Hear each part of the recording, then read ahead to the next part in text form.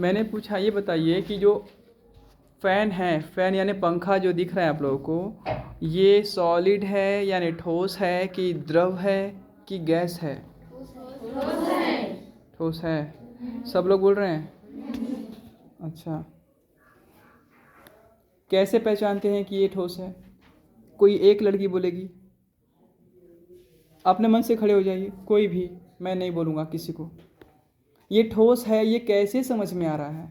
क्यों नहीं मैं इसको लिक्विड बोल रहा हूँ, मतलब द्रव क्यों नहीं बोल रहा हूँ मैं? बताइए सब लोग। देखिए फ़ैन ऊपर दिख रहा है ना, बताइए। बोलो। बिल्कुल सही है। और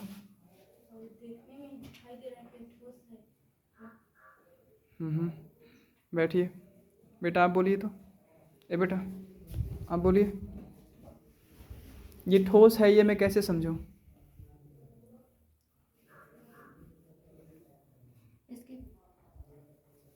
इसके आकार अभी निश्चित है। बिल्कुल सही है। और इसमें अंतराणु का कर्षण बल है और कर्षण बल ज्यादा है, अंतराणु का स्थान नहीं है। गुड, बैठिए।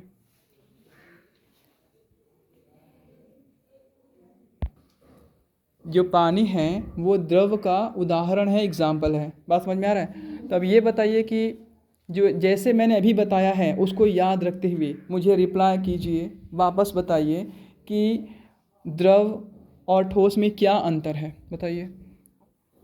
ग्रुप में नहीं बोलना है, हाथ खड़े करेंगे। कौन बोलना चाहती है? कोई भी। ठोस और द्रव में अंतर क्या है? बोलिए, जोर से बोलो बेटा। जो ठोस होता है इसकी जो आकार, जो आकृति होती है, हाँ, पूरी तरह से निश्चित होती है। बिल्कुल। इसको बदलना पड़ेगा तो बल लगाकर बदला जा सकता है। और इसका आकार एकदम निश्चित होता है, इसको जल्दी अलग नहीं, मतलब बदल नहीं सकते इसका। और जो द्रव होता है वो तरल अवस्था, मतलब उसके जो अंतराणु का स्थान होते हैं वो दूर दूर होते हैं और वो बह सकता है। जैसे नीचे डाला जाए तो पानी बह सकता है। और उसको जिस बर्तन में डालेंगे तो उसकी मात्रा वही रहेगी, लेकिन उसका आकार बदल जाएगा। ठीक है, बैठिए। लास्ट बेंच की सभी लड़कियां खड़ी हो जाएं। पांचों आप भी खड़े हो जाए बेटा। मुझे ये बताइए कि पानी का उपयोग क्या है आपके जीवन में? जोर से बोलना है बेटा, बोलिए। बहुत ही सिंपल क्वेश्चन है ये, बोलिए।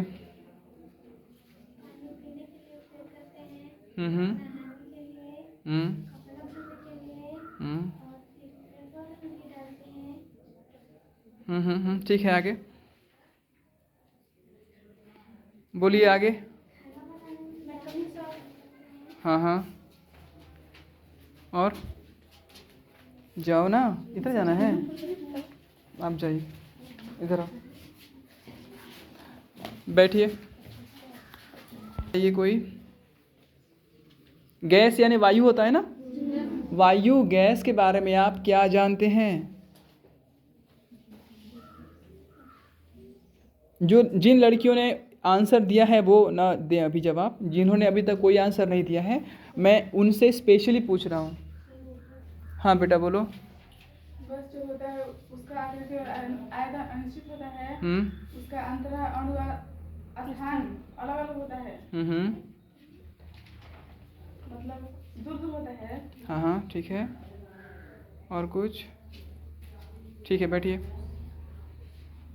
तो ठोस, द्रव, गैस के बारे में कुछ तो जानकारी मिल गई आपको, बट फिर भी मैं फिर से एक बार बोलना चाहूँगा आप सभी से, रिक्वेस्टफुली, प्रेम से विनती करते हुए ये बात बोलना चाहूँगा कि आप लोग हॉस्टल में रहती हैं, ठीक है, तो सिर्फ पेरेंट्स ने आपको यहाँ रहने के लिए नहीं भेजा है, पढ़ने के लिए भेजा है। सारा सिलेबस होने के बाद भी अगर आपको ये नहीं आ रहा है कि पानी क्या है, द्रव क्या है, गैस क्या है, इट्स टू मच डिसअपॉइंटिंग। मतलब दुखद बात है ये मेरे लिए कि जिसने भी आपको पढ़ाया, किस पूरा चैप्टर पढ़ाया है सर ने, पूरा चैप्टर पढ़ाया है ना उन्होंने, तो फिर क्यों नहीं आ रहा आप लोगों को?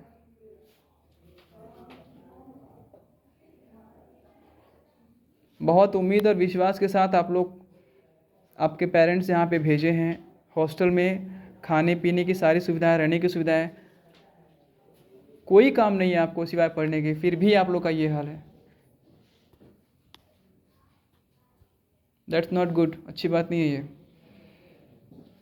ठोस, द्रव, गैस के बाद जो चौथा जो स्टेट होता है, चौथा स्टेट क्या है बताइए?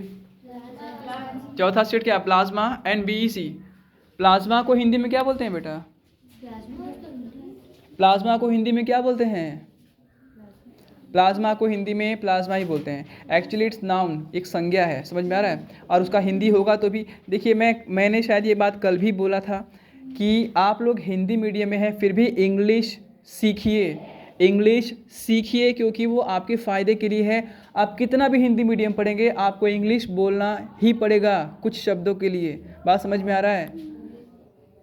प्लाज्मा क्या होता है ये कौन बताएगा? ये बताइए पहले, प्लाज्मा क्या होता है बेटा, बताइए। प्लाज्मा पढ़ाया गया है कि नहीं? क्या होता है प्लाज्मा? लिसन, ध्यान से सुनिए आप लोग। प्लाज्मा को अगर याद करना है तो सबसे सिंपल आप फायर को याद कीजिए। फायर यानी क्या होता है? आग। आग देखे हैं आप लोग?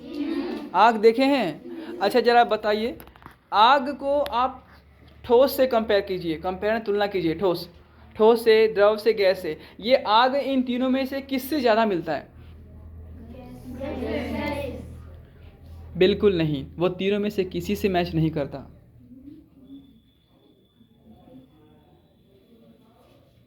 इसलिए वो प्लाज्मा है। जो तीनों में नहीं सम्मानित होता है वो चौथा अवस्था होता है। हाँ, वो तीनों के जैसा नहीं है, तभी तो मैं चौथा नाम बता रहा हूँ उसका। बात समझ में आ रहा है? प्लाज्मा यानी एग्जाम्पल, उसका एग्जाम्पल हुआ आग, फायर, आग से बनी हुई हर चीज। एग्जाम्पल सूर्य, सन, ये प्लाज्मा है। बात समझ में आ रहा है आपको? सूर्य, सन, ये प्लाज्मा का एग्जाम्पल है। बहुत से स्टार्स यानी तारे ऐसे हैं हमारे अंतरिक्ष में जो कि प्लाज्मा स्टेट में ही हैं, प्लाज्मा के रूप में हैं। समझ में आई बात? वो ना तो ठोस के जैसा होता है, ना तो द्रव के जैसा, और ना तो गैस के जैसा है। क्लियर है? चौथा, अच्छा अब प्लाज्मा के बारे में पूछेंगे तो बता देंगे आप लोग? बताएंगे कि नहीं बताएंगे? अभी नेक्स्ट एग्जांपल क्या है? BEC, Bose Einstein condensate. BEC आपके बुक में वही लिखा है ना? लिखा है कि नहीं लिखा है? Bose Einstein condensate. बोलिए, कंडेंसेट, इसका क्या मतलब हुआ? देखिए इसको मैं समझा रहा हूँ, जस्ट ट्राई टू अंडरस्टैंड। ए बेटा मेरी तरफ देखो ध्यान से। किसी को मालूम है क्या है? मालूम है बेटा? नहीं बताना आ रहा है? मालूम है कि नहीं है? सुनो बता रहा हूँ। जैसे कि जो सूर्य की गर्मी से जो पानी वाष्प बन के ऊपर गया, यहाँ तक समझ में आ गया? वाष्प बन के ऊपर गया बादल के रूप में, और फिर वो समय आने पर ठंडा हुआ और फिर पानी बनकर नीचे गिर गया, पानी बनकर नीचे गिर गया। यस ना? इतना सबको मालूम है। मगर इन दो बातों के बीच की एक स्टेज है जिसे कंडेंसेट कहते हैं। जैसे कि सुनो ध्यान से, यहां से वाष्प बन के ऊपर गया यानी वेपर। वाष्प को क्या बोलते हैं इंग्लिश में? वेपर्स। बोलो वेपर्स। वेपर्स बन के वो ऊपर गया, ठीक है ना? वहां पे बादल बनाया। बादल को क्या बोलते हैं इंग्लिश में? क्लाउड। सब लोग बोलो क्लाउड। बोलोगे तभी सीखोगे। क्लाउड। क्लाउड बन गया, ठीक है ना बेटा? अब मेरी बात जरा ध्यान से सुनना।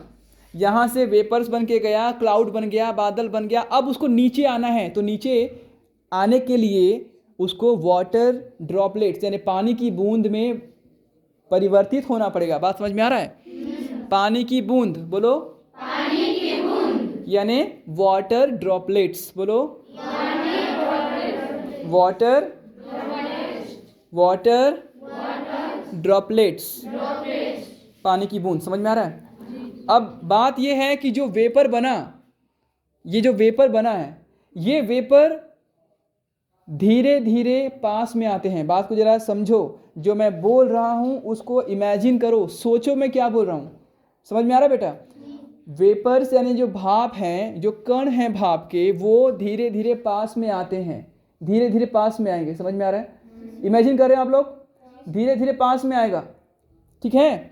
और जैसे जैसे वो पास में आएगा तो वो एक दूसरे के साथ बंध बनाएगा। बंध यानी बॉन्ड बनाएगा, इंग्लिश में बॉन्ड बोलते हैं, बंध बनाएगा। और जो छोटे छोटे कण जो आपस में मिलेंगे तो बड़ा बड़ा सा एक कण बन जाएगा, हाँ कि ना, है ना।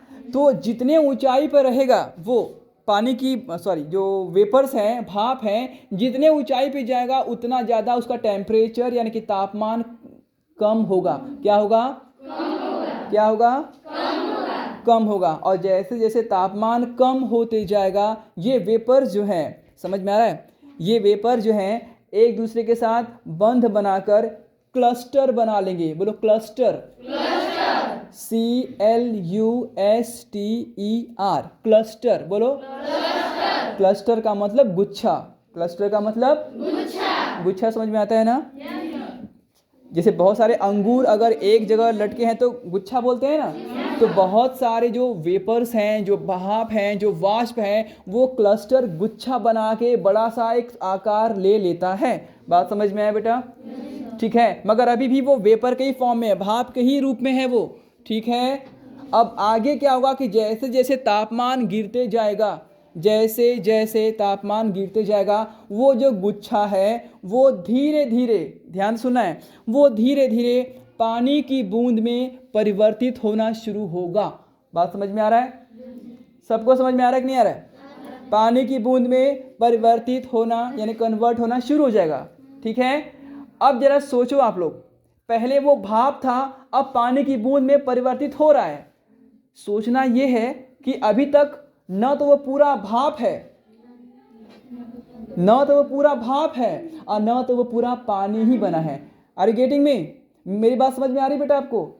न तो वो पूरा वाष्प है और न तो वो पूरा पानी है, वो इन दोनों की बीच की स्टेज है। बात समझ में आ रहा है कि नहीं आ रहा है?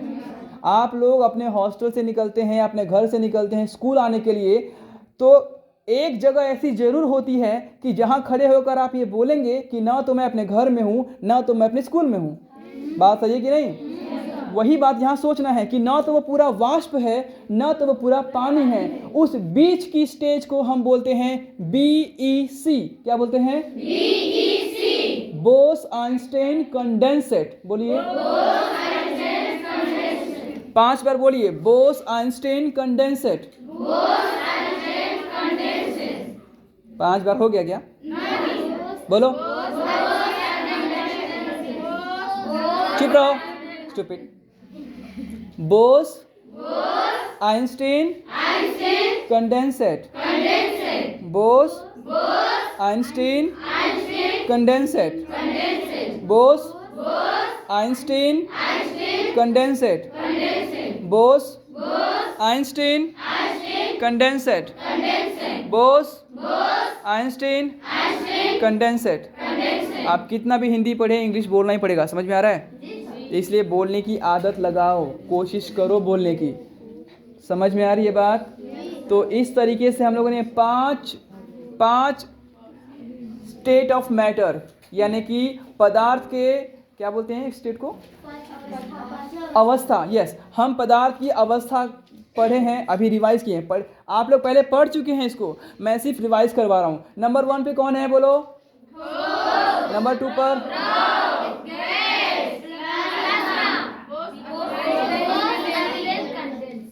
Bose Einstein condenser. क्या पांचों सबके दिमाग में आ गया है? कोई डाउट है बेटा? कुछ पूछना है आपको?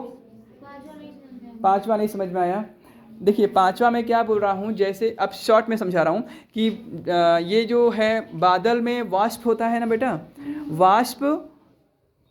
वाष्प जो है, जरा ध्यान सुना, गैस के फॉर्म में होता है। बात सही है? वो वाष्प धरती पे तब तक नहीं आएगा जब तक वो पानी की बूंद में न परिवर्तित हो, क्योंकि वाष्प तो हल्का होता है, वो तो हवा में उड़ता रहेगा। बात समझ में आ रहा है? जैसे ही वो पानी की बूंद बनेगा वो भारी हो जाएगा।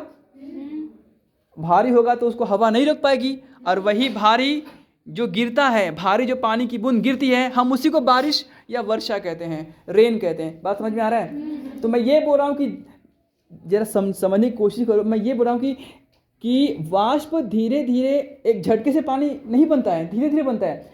तो धीरे धीरे जब वो पानी बनने लगा तो आधा वो वाष्प के फॉर्म में रहा और आधा पानी बन चुका है। बात समझ में आया है? बात समझ में आया क्या बोल रहा हूँ? आप लोग दूध से दही बनाते हैं कि नहीं? अच्छा एक बात बताइए, जस्ट ट्राई टू अंडरस्टैंड। दूध में आपने जो भी डाल दिया, जोरन बोलते हैं ना आप लोग, डाल दिया आप लोगों ने, तो कुछ तो समय लेता है ना दही बनने के लिए। वो कितना समय लेता है? रात भर? हाथ रखो ना रिमोट के ऊपर, स्टूपिड।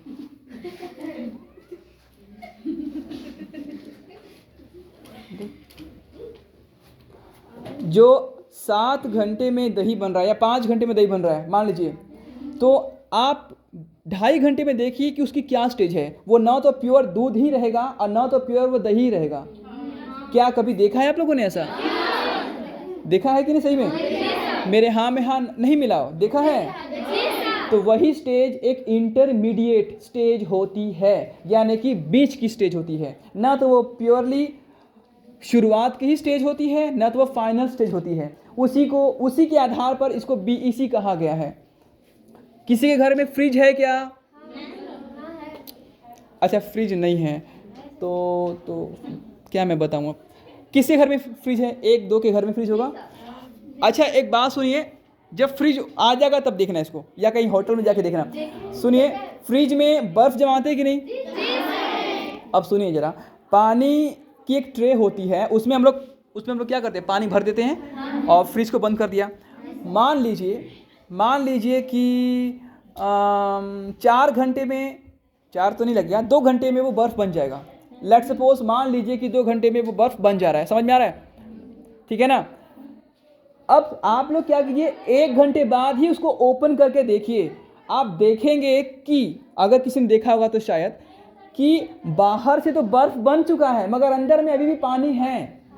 क्या किसी ने देखा है? जिसके घर में फ्रिज होगा वो देख सकते हैं। मैं क्या बताना चाहता हूँ, मेरी बात को सुनो बेटा, कि पानी को आप फ्रिज में रख दिए हैं बर्फ बनाने के लिए। अगर 2 घंटे का समय लग रहा है, आप 1 घंटे में इसको डोर ओपन करके देखिएगा तो बाहर में आइस बन चुका है, बाहर में बर्फ बन चुका है, मगर अंदर में अभी भी पानी के रूप में ही है वो। समझ में आई बात? अब अगर देखे ही नहीं तो मैं क्या बताऊं? किसी ने देखा है? आपने देखा बेटा? वो जो स्टेज है वो ना तो प्योर पानी है ना तो वो प्योर आइस है, वो इंटरमीडिएट स्टेज होती है। तो जो BEC है बोस-आइंस्टीन कंडेंसेट है। अगर इन शॉर्ट कहें तो ये एक बीच की स्टेज है। किसकी? गैस और लिक्विड की। बात समझ में आया क्या? समझ में आ रही है बात? गैस और लिक्विड की एक बीच की स्टेज है जिसका नाम हम BEC कहते हैं। That's it. समझ में आ रहा है?